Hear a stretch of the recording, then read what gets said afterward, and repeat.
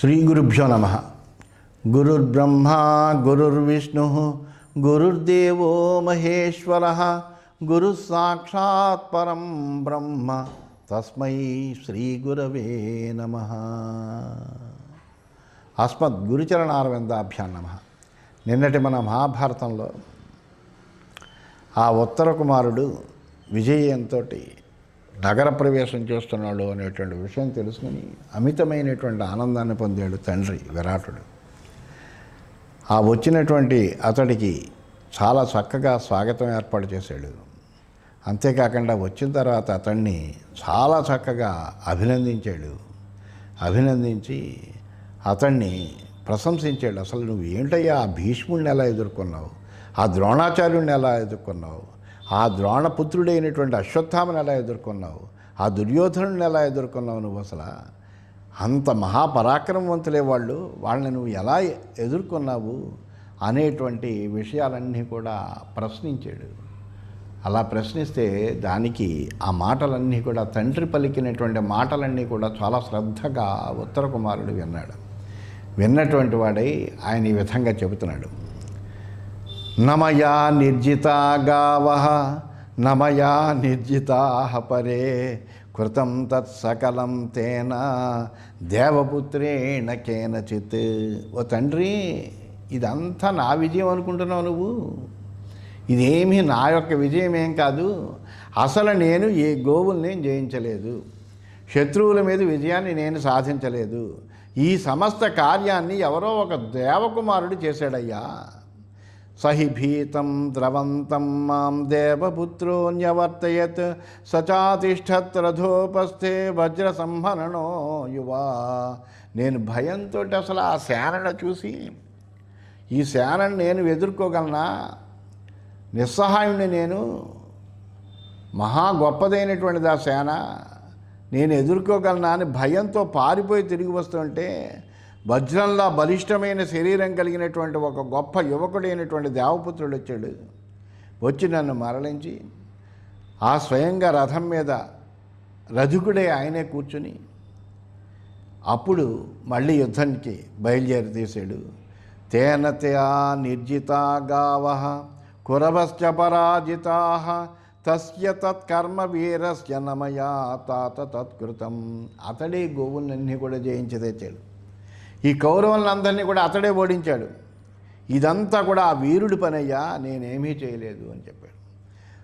సహి శారద్వతం ద్రోణం ద్రోణపుత్రం చ షడ్రథాన్ సోతపుత్రం చ భీష్మం చకార విముఖాంశరై దుర్యోధనం వికర్ణం చ సనాగమివ యోధపం ప్రభగ్నమబ్రవీద్భీతం రాజపుత్రం మహాబలః. ఈ కృపాచార్యుడు, ద్రోణాచార్యుడు, అశ్వత్థామ, కర్ణుడు, భీష్ముడు, దుర్యోధనుడు, ఈ 6 మహారథికుల్ని అతడు తన బాణాలతోటి యుద్ధ విముఖుల్ని చేశాడయ్యా. యోధపతి అయినటువంటి గజరాజు తన ఏనుగుల గుంపుతో పారిపోయినట్టుగా ఆ దుర్యోధనుడు, వికర్ణుడు మొదలైనటువంటి రాజకుమారుల భయంతో పారిపోయారు. అప్పుడు ఆ మహాబలుడైనటువంటి దేవపుత్రుడు దుర్యోధనుడితో ఈ విధంగా అన్నాడు కూడాను. నహాస్తినపురే త్రాణం తవ పశ్యామి కించన త్యాయామేన పరీప్సస్వ జీవితం కౌరవాత్మజా. ఇప్పుడు హస్తినపురంలో నిన్ను రక్షించేటువంటి వాళ్ళు ఎవరు లేరయ్యా. నీ ప్రాణరక్షణకు ఉపాయం ఏమీ నాకేం కనిపించడం లేదు. కాబట్టి దేశాంతరాల్లో తిరిగి నీ ప్రాణాలు రక్షించుకో. నమోక్షసే పలాయం స్వం రాజన్ యుద్ధే మనఃకురు పృథివీం భోక్షసే జిత్వా హతో వా స్వర్గమాప్ససి. పారిపోయి ఎలా బతుకుతావయ్యా నువ్వు? ఆ దుర్యోధనుడితో చెప్పాడు, ఓ రాజా, నువ్వు పారిపోయి ఎలా బతకలేవు అసలు. యుద్ధం మీద మనసు పెట్టు, జయించేవా ఈ భూమిని అంతటిని పరిపాలించుకో, అనుభవిస్తావు. మరణించేవా స్వర్గం వస్తుంది. స నివృత్తో నరవ్యాఘ్రముంచన్ వజ్రనిభాంఛరాన్ సచివై సంవృతో రాజా రథే నాగ ఇవ శ్వసన్. ఈ మాట విన్నాడు. వెంటనే దుర్యోధనుడు సర్పంలా బుసకొడుతూ రథాన్ని మళ్లించుకుని మళ్ళీ వచ్చాడు. ఆ మంత్రులందరూ చుట్టూ చేరి ఉండగా దేవపుత్రుని మీద వజ్రనిభమైనటువంటి బాణవర్షాన్ని కురిపించారు.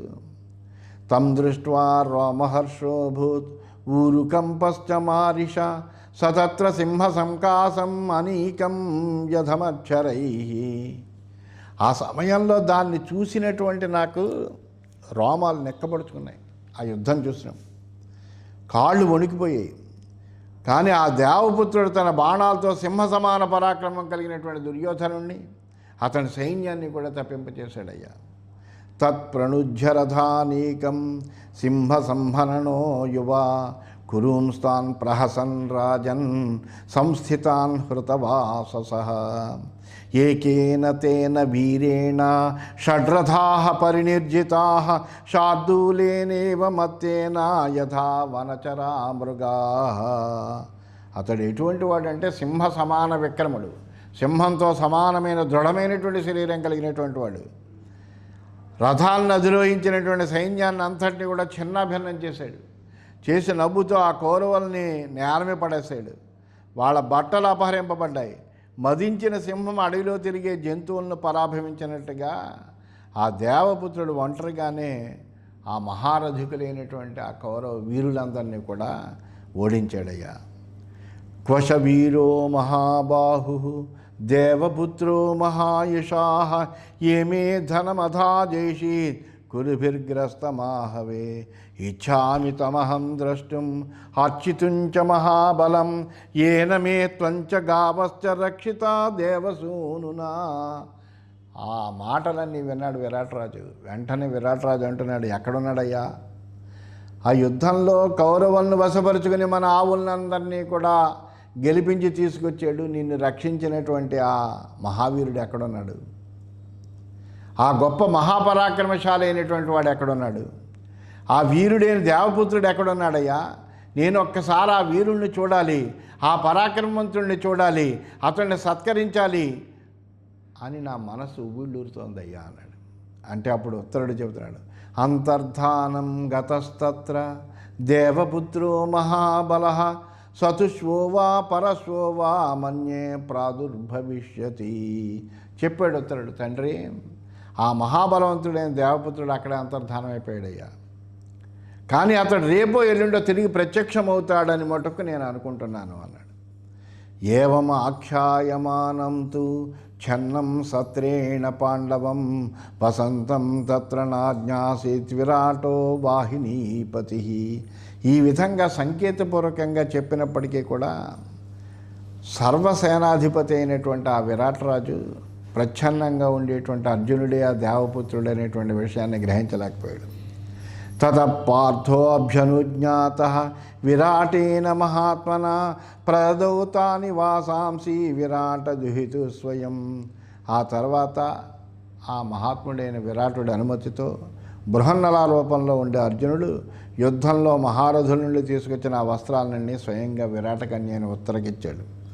ఉత్తరాతు మహార్హాణి వివిధాని నవాని చ ప్రతిగృహ్యాభవత్ప్రీత తాని వాసాంసి భామిని మంత్రయిత్వాతు కౌంతేయా ఉత్తరేణ మహాత్మన ఇది కర్తవ్యతాం సర్వాం రాజన్ పార్థే యుధిష్ఠిరే తతస్తథా తద్వ్యదదాత్ యథావత్ పురుషర్షభ సహ పుత్రేణ మత్స్యస్య ప్రహృష్టా భరతర్షభ. వివిధ వర్ణాలు కలిగినటువంటివి, చిత్ర విచిత్రమైనటువంటి వర్ణాలతో ఉన్నటువంటి ఆ వస్త్రాలు, మిక్కిలి విలువైనటువంటివి. అటువంటి ఆ నూతన వస్త్రాలను చూసుకుని ఉత్తర చాలా సంతోషించింది. ఆ కుంతీనందనుడైన అర్జునుడు మహాత్ముడైనటువంటి ఉత్తరుడితో రాజు అయినటువంటి యుధిష్ఠిరుని వెల్లడి చేసే విషయం ఆలోచించాడు. ఏం చెయ్యాలో నిశ్చయించుకున్నాడు. వెంటనే అతడు ఆ నిర్ణయాన్ని అనుసరించి అన్ని కార్యాలు కూడా చక్కబెట్టాడు. భరతకులి శిరోమణులైనటువంటి పాండవులు మత్స్యరాజకుమారుడైన ఉత్తరుడితో కలిసి ఆ ఏర్పాట్లన్నీ కూడా చేసి మిక్కిలి సంతోషించారు. ఈ విధంగా అక్కడ అందరూ కూడా చాలా ఆనందాన్ని పొందారు. ఆ విధంగా పాండవులు వ్యక్తమయ్యేటువంటి భూమిక కూడా నిర్ణయమైంది.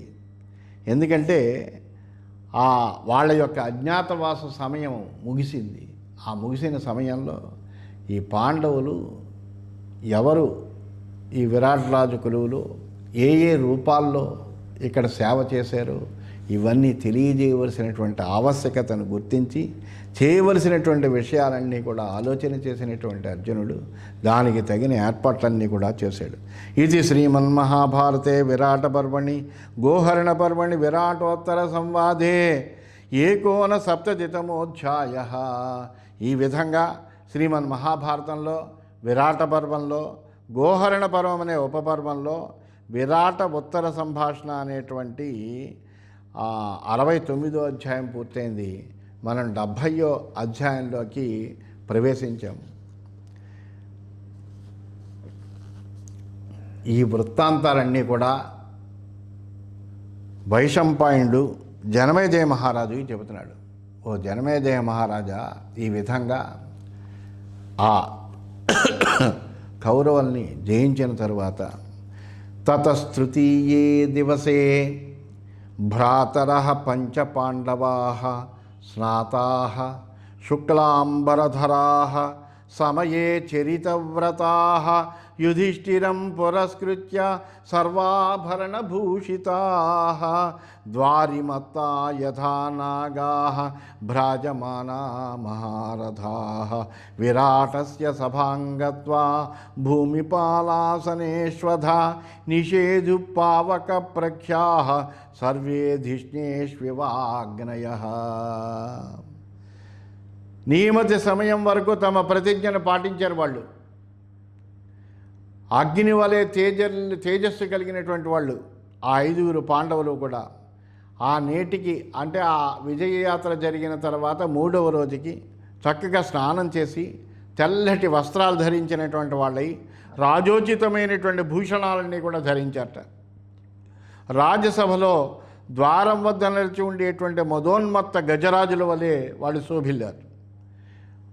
వెంటనే వాళ్ళు యుధిష్ఠిర మహారాజును ముందుంచుకొని రాజ్యసభలో ప్రవేశించి రాజుల కోసం ఉంచబడినటువంటి సింహాసనాల మీద అందరూ కూర్చున్నారట. అప్పుడు వాళ్ళు వేరు వేరు వేదికల మీద ప్రకాశిస్తున్నటువంటి అగ్నుల్లా ప్రకాశిస్తున్నారట. తేషు తత్రోపవిష్టేషు విరాటః పృథివీపతి ఆజగామ సభాంకర్తుం రాజకార్యాణి సర్వసః. వాళ్ళందరూ హాయిగా రాజులు కూర్చునేటువంటి సింహాసనాల మీద అలా అధిష్ఠించి కూర్చున్నారు. కూర్చునేటప్పటికీ ఆ సమయంలో కొలువు తీర్చడం కోసమని ఆయన మహారాజు అయినటువంటి ఆ విరాటుడు అక్కడికి వచ్చాడు. రాజకార్యాలు నిర్వహించడం కోసం సభకు వచ్చాడు. శ్రీమతః పాండవాన్ దృష్ట్వా జ్వలతః పావకానివ ముహూర్తమివ చ ధ్యాత్వా సరోషః పృథివీపతి అధమస్యో అబ్రవీత్ కంకం దేవరూపమివ స్థితం మరుద్గణైరుపాసీనం త్రిదశానామివేశ్వరం. వాళ్ళు ఎలా ఉన్నారు? జాజ్వల్యమానంగా ప్రకాశించేటువంటి అగ్నుల్లా ఉన్నారు. వాళ్ళు అంత తేజస్సుతో ఉన్నారు, అమితమైనటువంటి శోభతో ఉన్నారు. అటువంటి పాండవులను చూశాడు విరాటరాజు. 2 క్షణాల మనస్సులో చాలా ఆశ్చర్యపోయాడు. తర్వాత ఆయన కోపం వచ్చింది. ఏంటి వీళ్ళు కూర్చోవలసినటువంటి ఆసనాలు వీళ్ళవి కాదు, రాజులు కూర్చోవలసినటువంటి ఆసనాలు, అటువంటి ఆసనాల మీద వీళ్ళు కూర్చున్నారు అని దాంతో వెంటనే కోపంతో దేవగణ పరివేష్టితుడైనటువంటి దేవేంద్రుల్లా ప్రకాశిస్తున్నటువంటి ఆ కంకుడితో ఈ విధంగా అంటున్నాడు. సకిలాక్షాతివాపస్త్వం సభాస్తారో మయా కృతః అధ రాజాసనే కస్మాత్ ఉపవిష్ట్వస్త్వలంకృతః. ఓ కంక, నిన్ను పాచికలాడేటువంటి సభ్యుడిగా నేను నియమించాను. ఇవాళ నువ్వు అలంకరించుకుని సింహాసనం మీద ఎలా కూర్చోగలున్నావు? ఇది నీకేమైనా ఉచితంగా ఉందా అన్నాడు. పరిహాసేప్సయా వాక్యం విరాటస్య నిశమ్యతత్ స్మయమానో అర్జునో రాజన్ ఇదం వచనమబ్రవీత్. పరిహాసానికి అన్నట్టుగా ఉన్నటువంటి ఆ విరాటరాజు మాటలు విన్నాడు అర్జునుడు. ఈ సింహాసనం మీద అలా కూర్చున్నావని యుధిష్ఠిరుణ్ణి ప్రశ్నించేటువంటి అధికారం అసలు విరాటరాజుకు ఉందా అన్నట్టుగా చూశాడు. చూసి ఆ అర్జునుడు చిరునవ్వు నవ్వుతూ ఈ విధంగా అన్నాడు, ఇంద్రస్య అర్ధాసనం రాజన్ అయమారోఢుమర్హతి బ్రహ్మణ్య శృతవాంశ్చాగీ యజ్ఞశీలో దృఢవ్రత. రాజా, నీ సింహాసనం ఏంటయ్యా? ఇంద్రుడి యొక్క అర్ధాసనం ఎక్కడానికి కూడా అర్హత కలిగినటువంటి వాడు ఈతడు బ్రాహ్మణ భక్తుడయ్యా, శాస్త్ర పండితుడు, త్యాగి, యజ్ఞశీలుడు, దృఢంగా తన వ్రతాన్ని కొనసాగించగలిగినటువంటి వాడు. ఇంతకంటే గొప్పవాడు అసలు ప్రపంచంలో ఎక్కడా నీకు కనిపించడు. ఏష విగ్రహవాన్ ధర్మ, ఏష వీర్యవతాంవరః, ఏష బుద్ధ్యాదికో లోకే తపసాంచ పరాయణం, ఏషో అస్త్రం వివిధం వేత్తి త్రైలోక్యే సచరాచరే నచైవాన్యపుమాన్ వేత్తి న వేత్స్యతి కదాచన. చాలా అద్భుతమైనటువంటి మాటలు ధర్మరాజు గురించి చెప్పాడు. ధర్మరాజు గురించి తెలుసుకోవాలంటే ఈ మాటలు చాలా అర్జునుడు చెప్పాడు. ఏష విగ్రహవాన్ ధర్మ, ఏష వీర్యవతాంవరః, ఏష బుద్ధ్యాదికో లోకే తపసాంచ పరాయణం, ఏషో అస్త్రం వివిధం వేత్తి త్రైలోక్యే సచరాచరే నచైవాన్యపుమాన్ వేత్తి న వేత్స్యతి కదాచన. ఈ ధర్మరాజు ఈయన అంటే ఎవరనుకుంటున్నావయ్యా? ఆయన మూర్తీభవించినటువంటి ధర్మం. ధర్మానికి ఒక రూపం ఉండాలి అంటే కనుక ఇదిగో ఆయన పరాక్రమవంతులైనటువంటి పురుషుల్లో శ్రేష్ఠుడైనటువంటి వాడు ఈయన. ఈ లోకంలో ఉండేటువంటి అందరికంటే కూడా బుద్ధిమంతుడైనటువంటి వాడు, తపస్సుకి ఆశ్రయభూతమైనటువంటి వాడు. ఈయనకి అనేక విధాలైనటువంటి అస్త్రాలు తెలుసు. ఈయనకి తెలవనటువంటి అస్త్రం అనేటువంటిది లేదు. ఈ చరాచరమైన ముల్లోకాల్లో వేరొకళ్ళు ఎవ్వరూ కూడా ఈయనకి తెలిసినటువంటి అస్త్రాలు తెలుసుకున్నటువంటి వాళ్ళు లేరు. అంతేకాదు తెలుసుకోలేరు కూడా.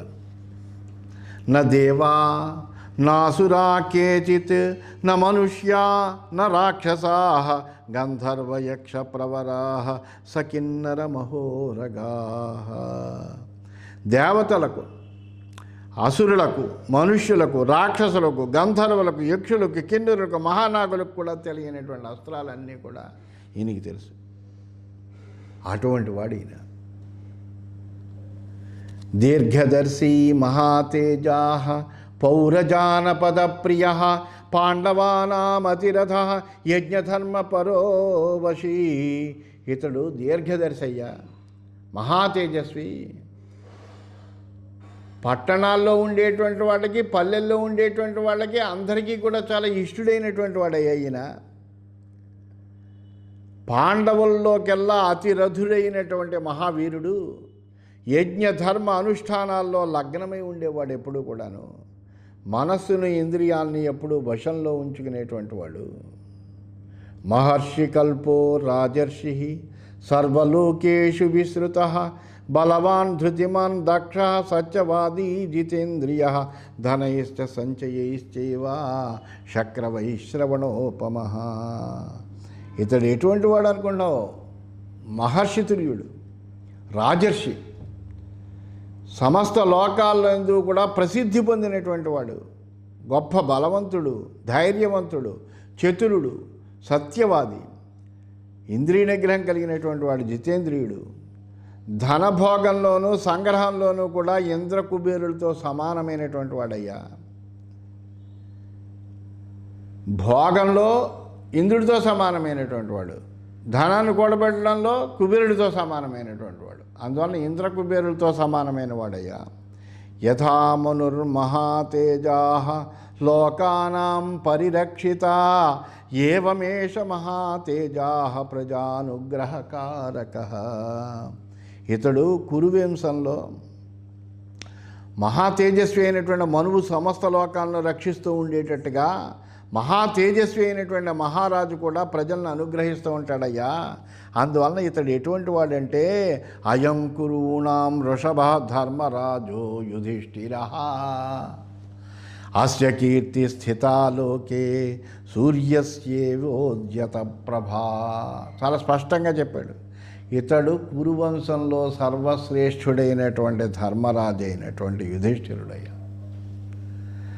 ఉదయించేటువంటి సూర్యుడి కాంతిలాగా ఇతని యొక్క కీర్తి సుఖదాయకమై సమస్త లోకాల్లోనూ కూడా ఎల్లప్పుడూ వ్యాపించి ఉంటుందయ్యా. అటువంటి వాడు ఈయన. ఎవరో అనుకుంటున్నావు నువ్వు? అటువంటి వాడు ఈ సింహాసనం మీద కూర్చోవడం ఏమిటయ్యా? ఇంద్రుడి సింహాసనం మీద కూడా కూర్చోగలిగినటువంటి వాసవు సింహాసనమైన నెక్కనర్రుడు జ్యోతితమూర్తి కౌరవ కులోద్వహుడార్య నికాయ సంతత ఖ్యాత చరిత్రుడు ఈ చిరుత గద్దెయకుందగడే నరేశ్వర అంటారు తెలుగు మహాభారతంలో. అందువలన ఆ ఇంద్రుడి సింహాసనం ఎండ ఎక్కగలిగినటువంటి వాడయ్యా ఇతడు. అటువంటి వాడు నీదే ఉంది చిన్న సింహాసనం, చిన్న రాజ్యం, ఆ రాజ్యం తాలూకు సింహాసనం మీద కూర్చోవడానికి ఏమిటయ్యా అని ఆ ధర్మరాజు గురించి చాలా అద్భుతమైనటువంటి మాటలన్నీ కూడా ఆ అర్జునుడు మాట్లాడాడు. ఇంకా ఏం చెప్తాడు అనేటువంటిది రేపటి భాగంలో మనం విందామని తెలియజేస్తూ స్వస్తి.